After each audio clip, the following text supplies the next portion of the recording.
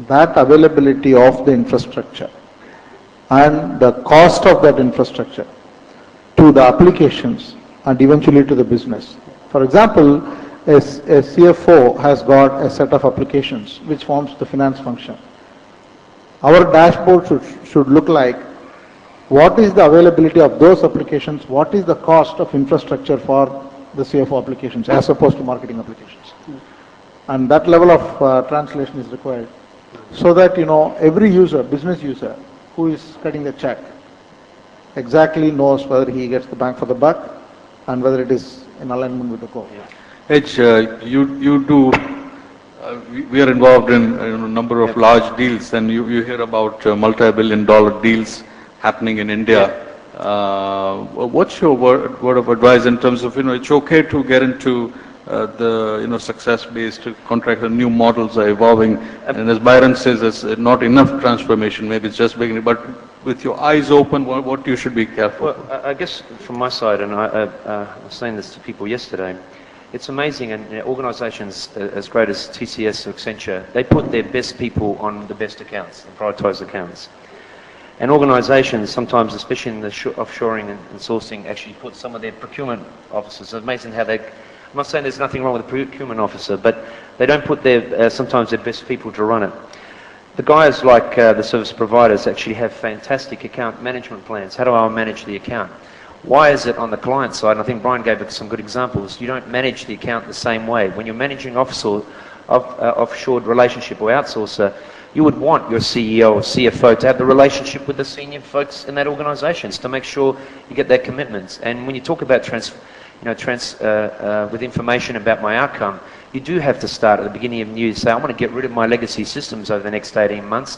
And if I've got my CEO talking to the CEO of, let's say, TCS or Accenture, it's amazing how information gets flowed because you're actually matching like with like.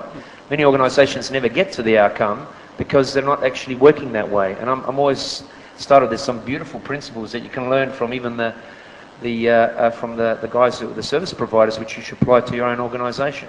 And when you say about where the next big trend, my hope a good trend, and going back to Sudeep's point, I'm not here to say when you like each other, that's a passive relationship.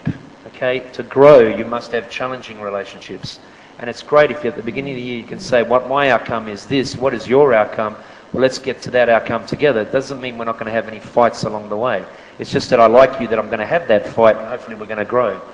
And if you look at the trend, even with India, and I think, and I've mentioned this before, I think the Indian companies have demonstrated quite a global view from the cultural aspect and everything else. But I think what's still lacking is focusing on this. I know there's a term that everybody wants to get to, is the strategic partnership. That's still not there yet. It's still a long way to go. If it was there and it's perfect, I wouldn't be in business. Okay, so I think there's much yet to go. I don't know, Chandra, do you think... I know Sudeep is probably going to jump in. Chandra, do you think Indian companies have a long way? I think they're getting there. What's your... So, you can't make any general statement. Yeah, I would like to get away from this dialogue of Indian companies and Western companies. There are companies. Global companies. There are companies which operate globally, which deliver value to customers. Absolutely. And I can talk for TCS. I think we have come a long way, and today we have a footprint across the globe, and we have clients, and we have transformational engagements going on every part of the world, whether it's Latin America, whether it's Australia, whether it's New York. And we do outcome-based deals not only in India but also in other markets. So what's more important is, are you able to bring the right kind of skills, the right methodology, and deliver a certainty in terms of outcome? Yes. Yeah, there are a number of Indian companies that are reaching out, and I think there is the global footprint is expanding. So, but it's been an interesting discussion. Where we talked about the matching like for like, and now just like just to ask one last question, and then we can open up for Q&A. Many of the people maybe in the audience are in this sourcing or IT BPO space, and the career careers are there. So there was a question, and I think that was debated in one of other sessions, the role of CIO or something. And, we are hearing that, maybe there is a role for a chief sourcing officer, who typically doesn't come from procurement or a IT background, because you're looking at, BPO, KPO, all those different processes as well as IT. Do you see that happening anywhere? Well, I think that the role of the CIO is changing for sure, that it's becoming a multi-sourced discipline. Clearly, businesses are becoming more dependent on technology. I mean, I'm CIO for an information company. The only thing we manufacture is bits and bytes. And I think you're seeing that more and more. I can't think of many industries that are not becoming more technology dependent. So certainly in prominence, it's raising up from an importance perspective. One of the big challenges is to really work with the business as the value chain comes apart, work with them to understand what are the new processes that we need to have and where do we source the pieces of it. I think that's as a skill is going to continue to be in more and more demand.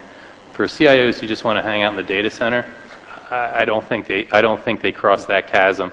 I find myself more and more spending less time in the data center and more time with the business and with customers, thinking about how do we deliver a better customer experience. And quite frankly, my boss, the chairman, he doesn't particularly care whether I outsource that function or I do it myself. The only thing he cares about is that we're able to support the strategy of the business and what we're trying to do for our customers. Okay. So I would totally agree with that. I mean, the idea of having a chief strategy officer is a cop-out. It's, that's your job as the CIO or the CEO. That's not something that you hand off to somebody else and say, deal with the sourcing piece. That's like saying the CEO, you don't have to worry about the people. You can outsource that to somebody else. Right? Exactly. That's the core of your function. Yes. Chandra?